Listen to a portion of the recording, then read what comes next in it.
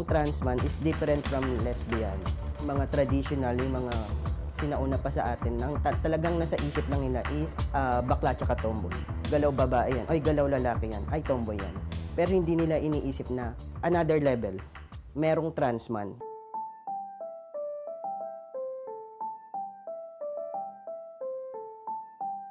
Nung maliit ako, mukha akong babae, pero hindi ako ganun ka-feminine kung maglakad. Hindi ako masasabi na babae to, gano'n. Mukha lang akong babae.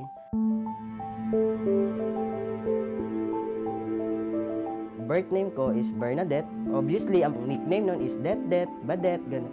Or Kulot, kasi kulot ang buhok ko.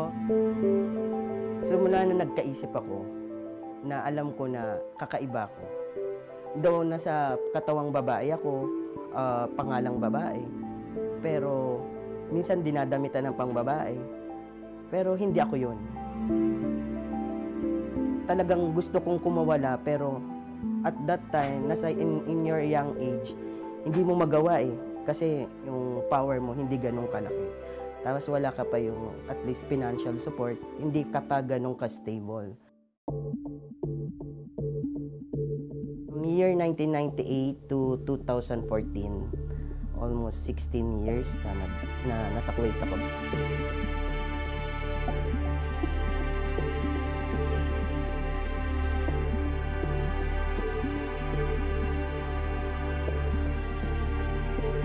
Yung Elia or Ellie, nagamit ko yan when I was in Kuwait.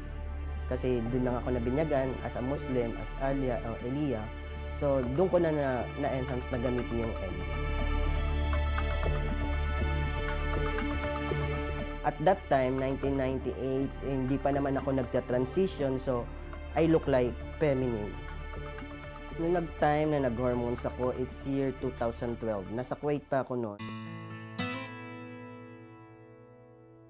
May nakita ko na mga sa YouTube na yung na nagtitake sila ng hormone. Sabi ko, meron kaya neto sa Pinas? Sabi ko, I want to try kasi gusto ko rin na mabago yung anyo ko.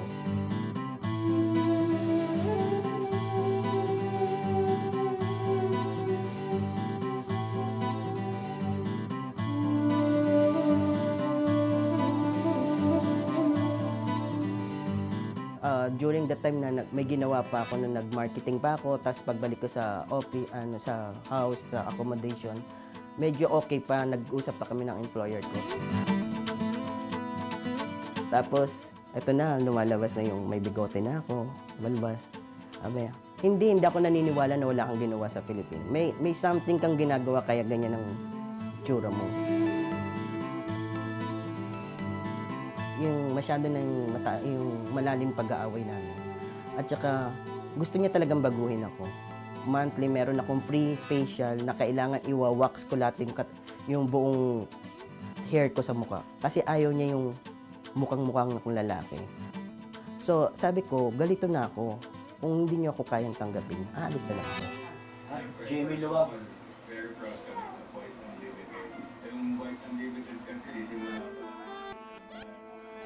It's a great decision. Between your lifestyle and your future, yung lifestyle mo nun, tsaka dito, marami kang dapat i-consider. Pero, hindi ako nagdalawang isip for the sake of my freedom na makakamit ko. Kasi, doon para akong bilanggo na, okay, at this age, bakit hindi ko makamit yung dapat na ako?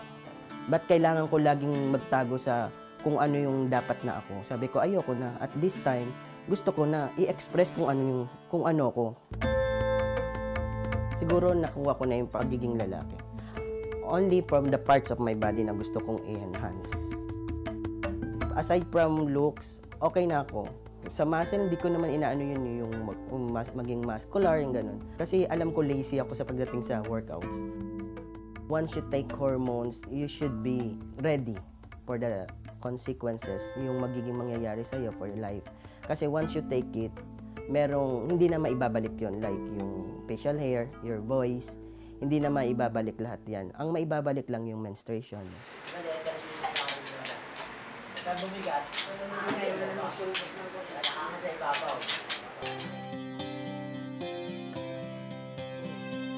Si Ellie, pangalawa sa magkakapatid.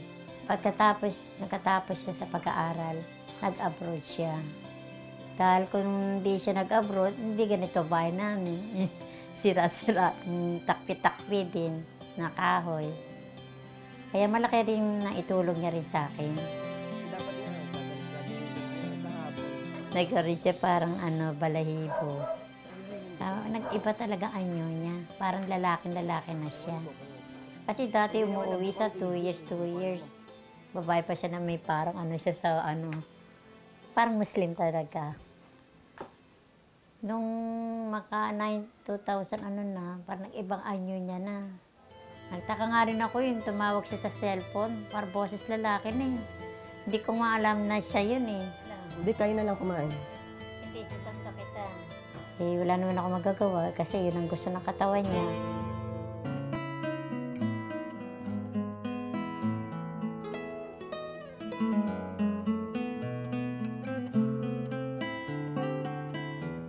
Years na kami as partner.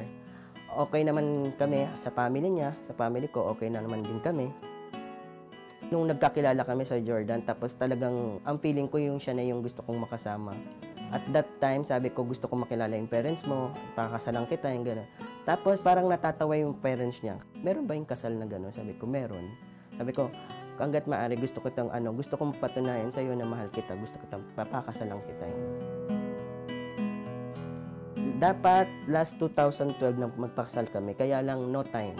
2 months lang ako rito. So, hindi kami nakapag-prepare ng ganun. Kailangan ko lang bumalik ng Kuwait. So, sabi namin, pagbalik ko na lang uli kami magpapakasal. Straight girl siya. Hindi ako pumapatol. I'm a trans man na hindi ako pumapatol sa trans woman or lesbian.